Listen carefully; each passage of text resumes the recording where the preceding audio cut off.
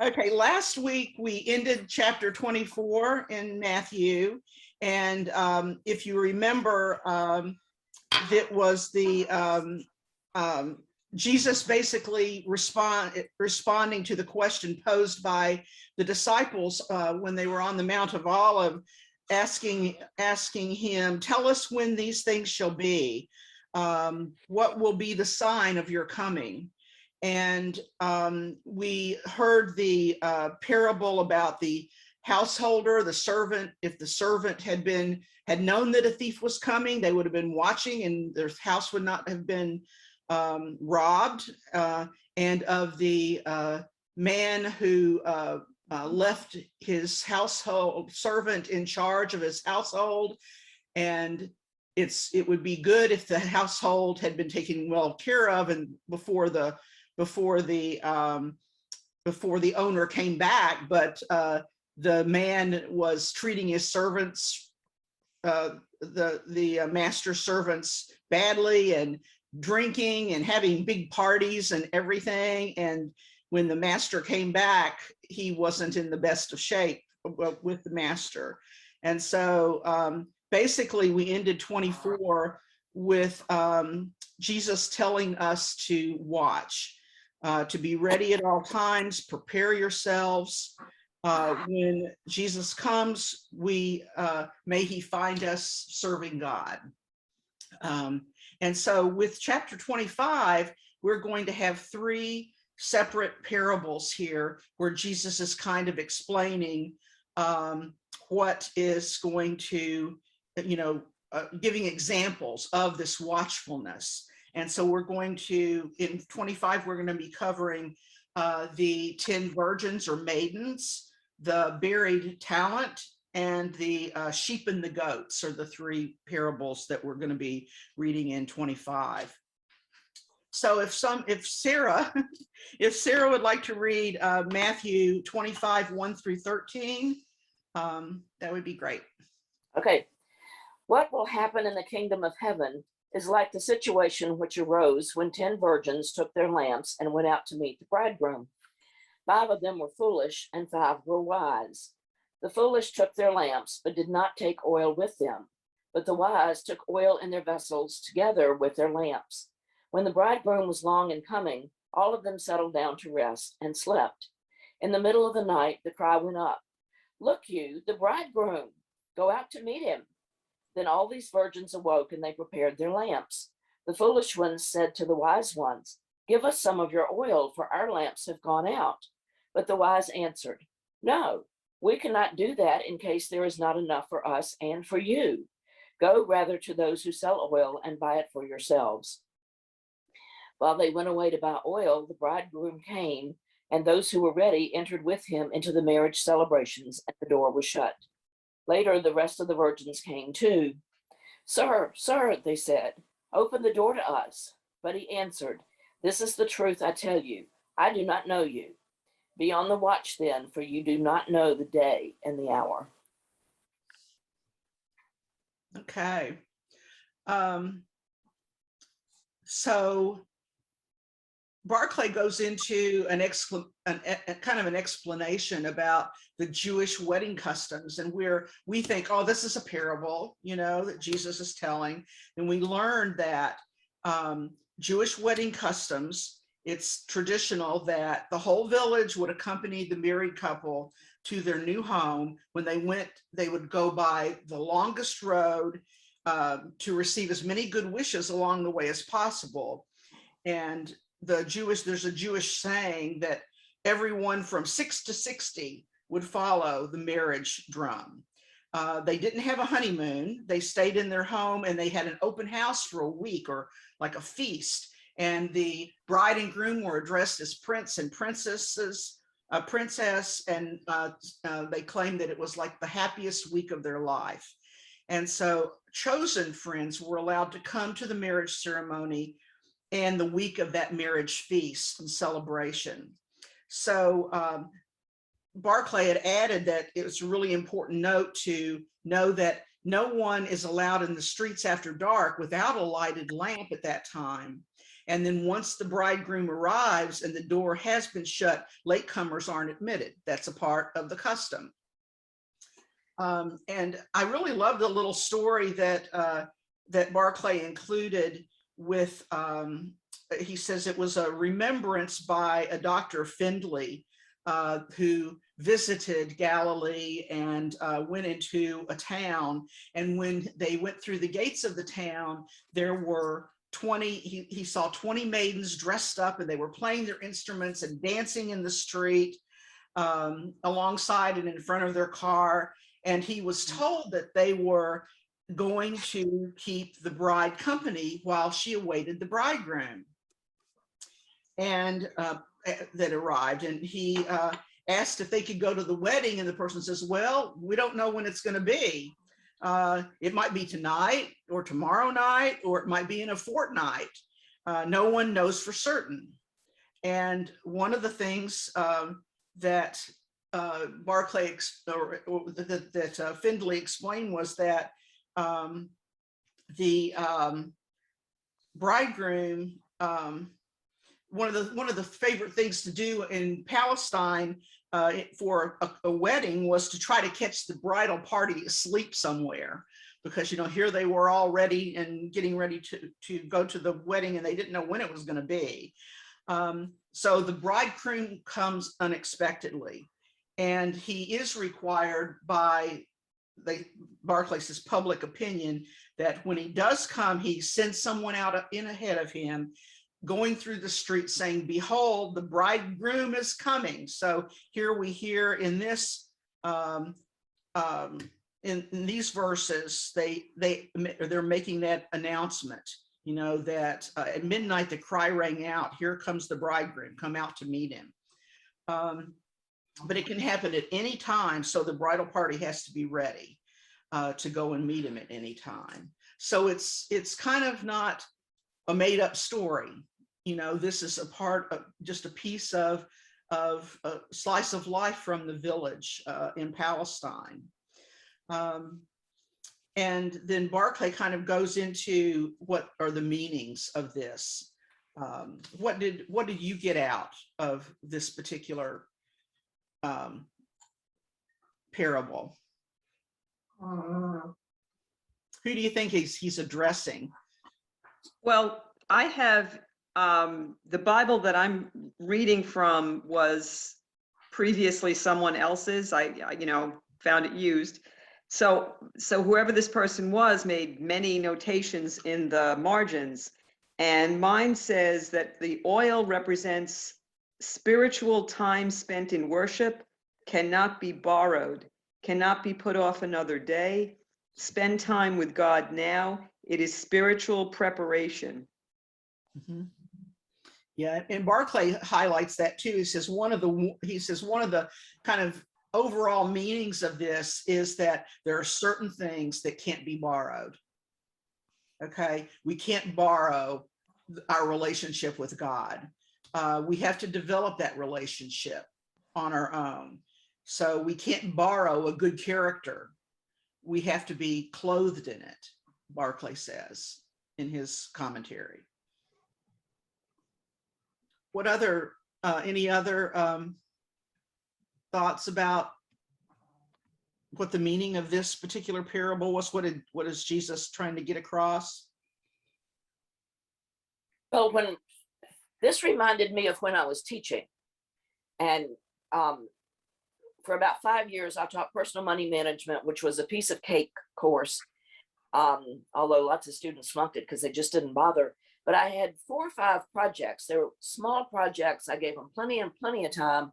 But the deadline was cast in stone. And I gave them time in class to ask questions. I warned them that things could go wrong, a power failure, the internet crashes, your battery on your laptop runs out, whatever. I will not take anything late. Mm-hmm. And it amazed me the number of subordinates that came in at dated, you know, time stamped 11:58. You know, anything after 11:30, I thought, boy, you're crazy. And the first project, I only had to grade half of the class because the other half was late. And by the end of the semester, 95% of the kids got them in on time. And after a couple of years, I had one kid that missed the first class, and he came by my office to talk about, apologize and figure out. And I said, let's talk about deadlines. He said, no need. I've heard. I think more related to the story here that we're talking about would be in the teaching metaphor, a pop quiz. You never know when that's going to happen. Yeah. Like it's more speaking to me about be ready at any moment. Mm-hmm. Right. And Sarah, you're right on the money, Bud. The other kind of overall meaning that Barclay explains here is that some things that it's a warning that some things just can't be obtained at the last minute. It's too late to prepare for the exam on the day of the 10 minutes before the exam. You have to be ready, for that. It's too late to acquire a skill that takes a long time to acquire, or a character, when you don't already possess that skill when you need it.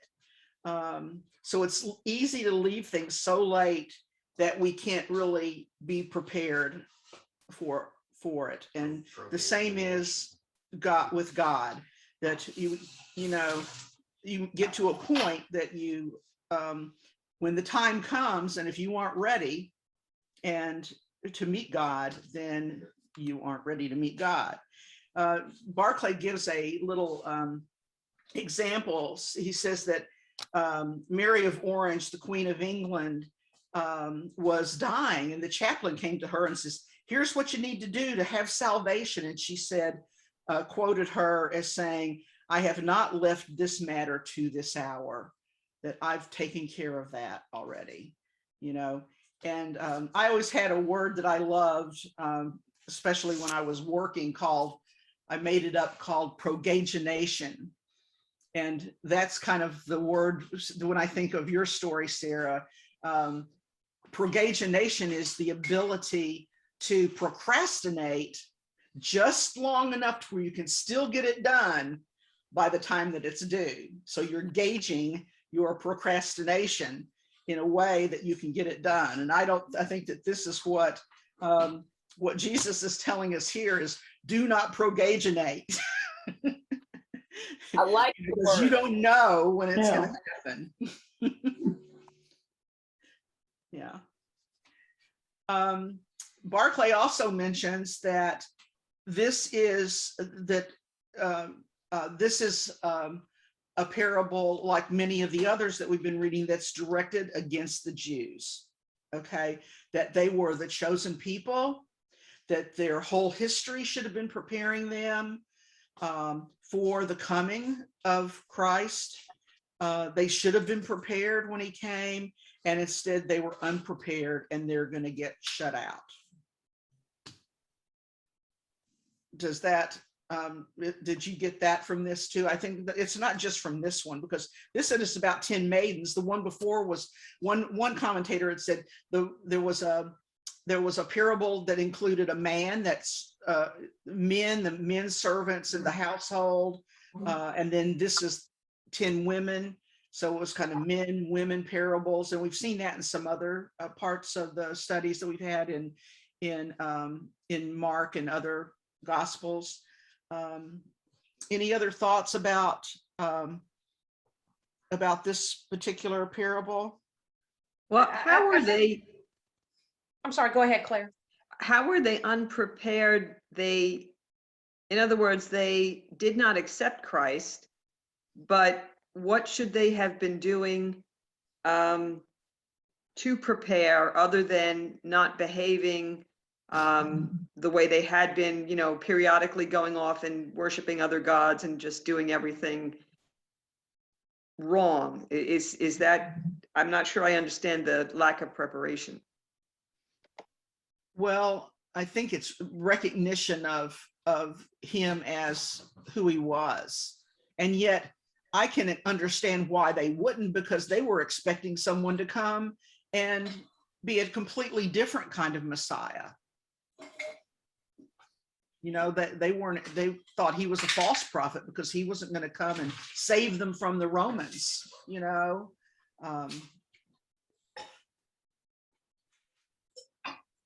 But the prophets foretold of Jesus, of Christ, and they were ignoring the prophets too, in lieu of all the bureaucracy and all the things they had made up to keep themselves rich and powerful. So I think a little bit of that is that what Claire was talking about is they were ignoring the prophets. Right, and we had a couple of, in the last chapter, we were studying how, Jesus was saying, you killed the prophets, and now you killed the servants in the parable where the vineyard owner, sent his servants to collect from the vineyard, and they killed them all. And then he sent his son and they killed him too. So that's kind of the parable that I think of when I think of what you're talking about, Harold.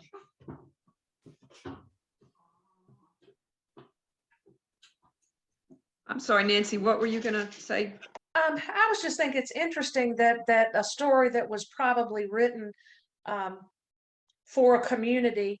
I guess with my background, I always interpret those stories on an individual level as opposed to a communal level. Mm-hmm. But Jews didn't think that way. Right, exactly. But we're independent Americans, so when we read the story, we how does this apply to me as opposed to how does this apply to my community? Mm-hmm. Different cultures. Yeah. Okay, are you ready to move on to the next one? Can I tell a funny little story? Man, we love funny little stories. When I was reading this and you were talking about it, that when the wedding and they followed the bride and groom through the village and so forth, it reminded me, I was married in August and we spent our first night at my house. And that night, all of my neighbors waited an hour or so, and then they came and serenaded us. And the only songs that they all knew were Christmas carols. So here it was, 2 o'clock in the morning, and my whole neighborhood is out in outside of my bedroom window singing Christmas carols. So that reminded me of the following through the bride and groom in the village. That was in my area growing up, it's called a chivalry. Uh-huh. And they get outside and beat on pots and pans and all kinds of crazy stuff. Oh, thank goodness they didn't do that. Well, that was, I grew up in the sticks of the mountains, so that there was still that kind of stuff going on. How fun. Would someone like to read Matthew 14 through 30? Well, since Kathy's not here, I'll be glad to do another one. Okie dokie. Even so, a man who was going abroad called his servants and handed over his belongings to them. To one, he gave 5 talents, to another, 2 talents, to another 1 talent, to each according to his individual ability. So he went away. Straightway, the man who had received the 5 talents went and worked with them and made another 5 talents. In the same way, the man who had received the 2 talents made another 2 talents of profit. But the man who had received the 1 talent went away and dug up the earth and hid his master's money. After a long time, the master of those servants came and struck a reckoning with them. The one who had received the 5 talents came and brought another 5 talents. Sir, he said, you gave me 5 talents. Look, I have made a profit of another 5 talents. His master said to you, well done, good and faithful servant. You have been faithful in a few things. I will put you in charge over many things. Enter into the joy of your master. The one who had received the 2 talents came and said, sir, you handed over to me 2 talents. Look, I've made a profit of another 2 talents. His master said to him, well done, good and faithful servant. You have been faithful in a few things. I will put you in charge over many things. The one who had received the 1 talent came also. Sir, he said, I knew that you are a harsh man, reaping where you do not sow and gathering where you do not winnow. So I was afraid, and I went away and hid your talent in the earth. Look, you have what is yours. The master answered him, Evil and timid servant, you were well aware that I reap where I have not sowed and that I gather where I have not winnowed. You ought to have put my money out to the bankers, and when I came, I would have received back what is my own with interest. Take then the talent from him and give it to him who has the 10 talents. For to everyone who has, it will be given, and he will have abundance. But from him who has not, even what he has will be taken away from him. And cast the useless servant out into the outer darkness. There shall be weeping and gnashing of teeth there. Okay. In Barclay's translation, they were actually, when Sarah was mentioning 1 talent or 2 talents or whatever, Barclay is saying, to one he gave 5 bags of gold, to another 2 bags, and to another 1 bag. What is a talent? And when I looked up, when I kind of was researching what is a talent, like Barclay is, well, when I went online and researched it, it says in the Old Testament, a talent was a unit of measurement for weighing precious metals, usually gold and silver. So it wasn't gold and silver itself, it was like a stone or whatever. And I think that they said usually in the Old Testament, the talent was like equivalent to like a 75-pound stone, and they used it to measure silver, gold, or copper. So it was a measurement weight. And they said in the Old Testament, there wasn't like a standardized system of weight. An arm was considered a day's journey, and everyone's arm isn't the same length. And so things weren't as precise in terms of measurement in the Old Testament. But in the New Testament, with the influence of Romans and Greeks, there became more standards. And so in the New Testament, whereas it's a measure of weight for precious metals in the Old Testament, in the New Testament, a talent was actually the value of money or coin. So it was a value related amount, not a measurement of weight. And so Barclay's kind of, in his commentary, he's defining a talent by the Old Testament definition a little bit. He says a talent isn't a coin, it's a weight. And its value depends on whether the coin was copper or gold or silver. But from what I was reading, that a talent was the equivalent of about 6,000 denarii or whatever. And they say that it was probably worth, Barclay says 15-year wage of a working man. And I've heard it mentioned in the NIV footnotes, it says 20 years. So it's 15, 20 years normal working man. So it's a lot of money that is being given, kind of like a fortune that's being given here.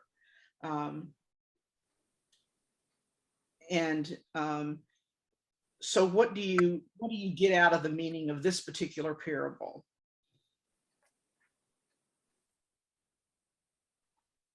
Barclay says it was originally focused on the useless servant, and that it was being getting back to the Jewish perspective.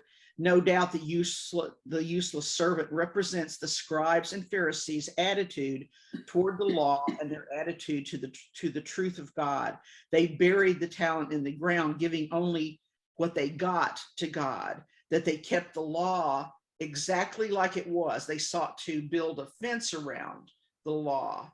And Barclay describes it as paralysis of religious truth. And so keeping things as they were condemned them. Jesus tells us there is not religion without adventure. God cannot find a use for a shut mind. What I get out of this is that God has given each of us an ability, to avoid using the word talent, and that we're supposed to use those abilities. And everybody's got a different one. You know, mine is crunching numbers, and I can talk in front of people. You know, Bud and Susan, y'all are very creative in ways that just boggle my mind. You know, Claire is an excellent writer. Nancy can keep people straight.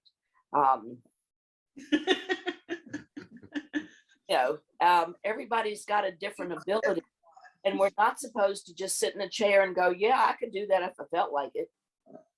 You're supposed to get up and use it whether you feel like it or not sometimes. Bernie told me there's a I- strong, weak mind. I kind of think of that too a little bit. First off, listening to Barkley and talking about what a talent is and isn't, that's kind of like missing the forest for the trees in my book. I'm along with you, Sarah. I think I summarize it as, to those who have been given much, much is expected. To those who have been given less, less is expected. But the upshot of it all is that we are all expected, of course, to be Christians and serve God. Basically, that's how but all the discussions, I've heard many preachers over the years talk about, well, what's a talent and what's the value in it, the relationship and all that. No, this is all about what you have been given by God and what's expected of you. Yeah, and Barclay does bring that up. He says there's much more to this parable, that he lists 4 different things, and I think that you all have done a really good job of summarizing those. One is God gives each of us different gifts, and it's doesn't matter. It's not what they are, it's how we use them. That he wants us to use our full abilities. That we are not all equal we might not all be equal in money or fame or whatever, but we are equal in what effort we put forth. He also brings up the point that the reward of the work well done is still more work to do. You know, and I think we've all probably had that experience in our job. You know, you do a good job, you do a job well, and you get more work put on you because they know you're going to do it well. So we can't rest on our laurels, that if we're successful, we're given even greater tasks and greater responsibilities and ways to serve God. He mentions the universal rule of universal truth and rule of life. To those who have, more will be given. To those who have not will lose even what they have. If we have skills and talents and exercise them, we'll be able to do more with them. If we fail to use them, we'll lose it. You know that with exercise or with skills in accounting or whatever, you're constantly having to learn and adjust to new things that are happening in the world associated with your skills. And so we need to exercise, and the harder we work, the bigger the tasks that'll be given to us too. So the only way to keep a gift is to use it, and to use it in service of God and in service of others. And by using it in service of God, by using it in service with others, that's the way to use it in service of God. I have think a- this, go ahead. Go ahead. I have a story from my working days that goes back to something you said just a couple of minutes ago in terms of at work. You know, if you do a good job, you just get more and more on it. For a couple of years, I was a department chair, and one of the duties of a department chair was to chair grade appeal committees. And I was doing several, and I assumed those tasks were being handed out equitably to there were 14 departments. And I thought, gosh, if I'm doing 4, that must mean there've been over 50 grade appeals. And I said something to the vice president. I said, how many grade appeals do you get every semester? He said, oh, maybe 6 or 8. And I said, then why am I doing so many? He said, because you do a good job of it. He said most of the other people I give it to that never gets done. Mhm. And I Yeah. felt God, I had it in my ability to not do it, but I didn't. Mhm. Okay, Harold, what were you going to say? Oh, well, I think it's one of the scariest parables in the gospel to me, because, man, when I look back over my life and I look, what have I done? Not much. And, I don't, sometimes I think I'm so dense, I even miss the opportunities that present themselves. And, then if you watch any television, they have one after another. It's either children that need doctors, in Africa, or it's, veterans, it's just one thing after another, or Shriners or St. Jude's, and you realize, how can I help all these things, and just, I mean, I don't know. And to me, this is living in America. We do tend to be selfish people in some ways, and are self-centered to some degree. And maybe that's more depending on whether you're boomer or millennial, how you see life. But this to me is kind of a scary parable. Mhm. Yeah, I think that the next parable is going to address some of that. So let's move to the sheep and the goats, 31 through 46. I don't know, Buddy, do you want to read that one? Sure. Let me see if I can find it for you. 31. It's Yeah, this one right here. this whole thing. Oh, it starts over here. Yeah, and all that. Yep. Okay. Whoop, gotta put on my other glasses. Can't read. Ah, here we go. All right, when the Son of Man shall come into his glory, and all angels with him, then he will take his seat upon the throne of his glory. And all nations will be assembled before him, and he will separate them from each other, as a shepherd separates the sheep from the goats, and he will place the sheep on his right hand and the goats on his left. And the king will say to those on his right hand, "Come, you who are blessed by my Father, enter into possession of the kingdom which has been prepared for you since the creation of the world. For I was hungry, and you gave me to eat. I was thirsty, and you gave me to drink. I was a stranger, and you gathered me in, naked, and you clothed me. I was sick, and you came to visit me, in prison, and you came to me." Then the righteous will answer him, "Lord, when did we see you hungry and nourish you, or thirsty and give you drink? When did we see you a stranger and gather you to us, or naked and clothed you? When did we see you sick or in prison and come to you?" And the king will answer them, "This is the truth I tell you, insomuch as you did it to one of the least of these my brothers, you did it to me." Then he will say to those on the left, "Go from me, you cursed ones, to the eternal fire prepared for the devil and angels. For I was hungry, and you did not give me to eat. I was thirsty, and you did not give me to drink. I was a stranger, and you did not gather me to you, naked, and you did not clothe me, sick and in prison, and you did not come to visit me." Then these two will answer, "Lord, when did we see you hungry or thirsty or a stranger or naked or sick or in prison and did not render service to you?" Then he will answer them, "This is the truth I tell you. Insofar as you did not do it to one of the least of these, you did not do it to me. And these will go away to eternal punishment, but the righteous will go away to eternal life." So Harold, I emphasize the word one. Do something to one. I think maybe as the opportunity comes up and you focus on at least one, at least you've done something. That Yeah, I remember a thing. I always felt like it was a failure. I was going over to Wall Street Outlet, I remember, and pulled up in, well, parking lot. And the guy came up to me and asked me if I had an extra winter coat.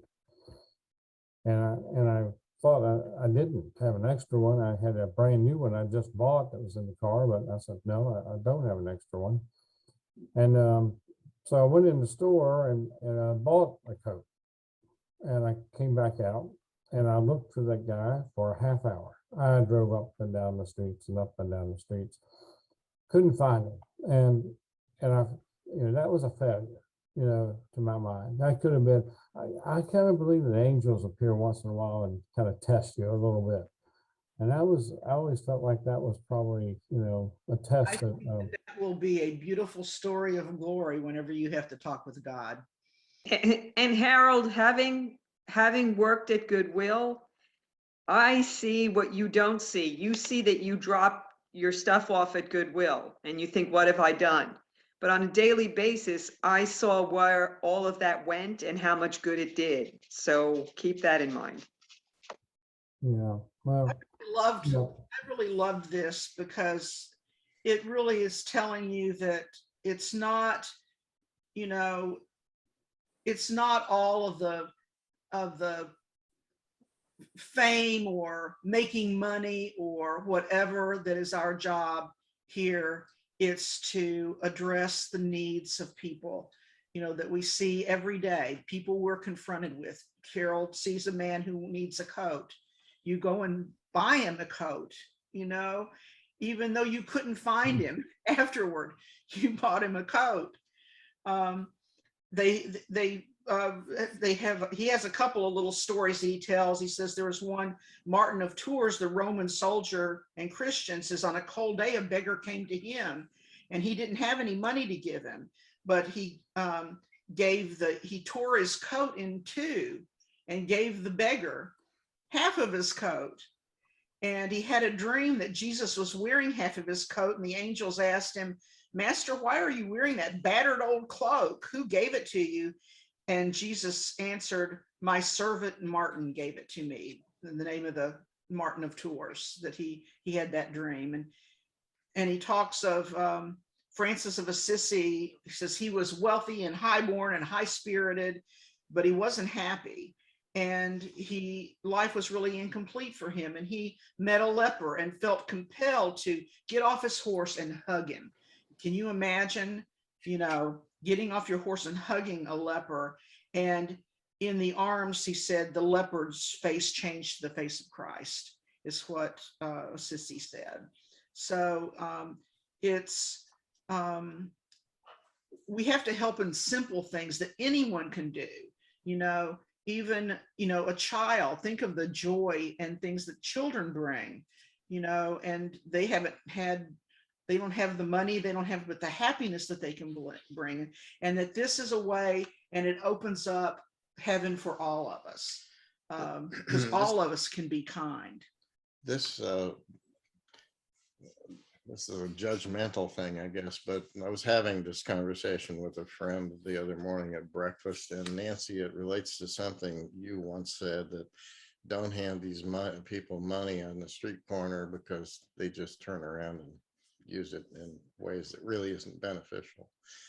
And so we were having this discussion, on a global scale, which came down to a personal scale with someone we know who is in a bad way with money and one thing and another, and we might help, but there's no plan in place. And so we know if we give money, it will never reach the ultimate goal. It will just get squandered away on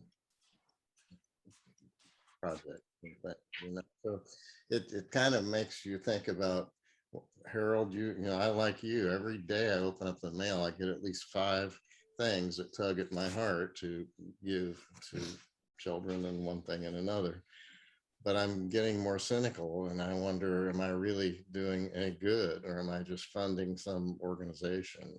What's the deal, So I think when you have the opportunity to give somebody, if somebody says, I need a coat, and you give it to them, that works. And the other stuff, I'm not so sure about. well, but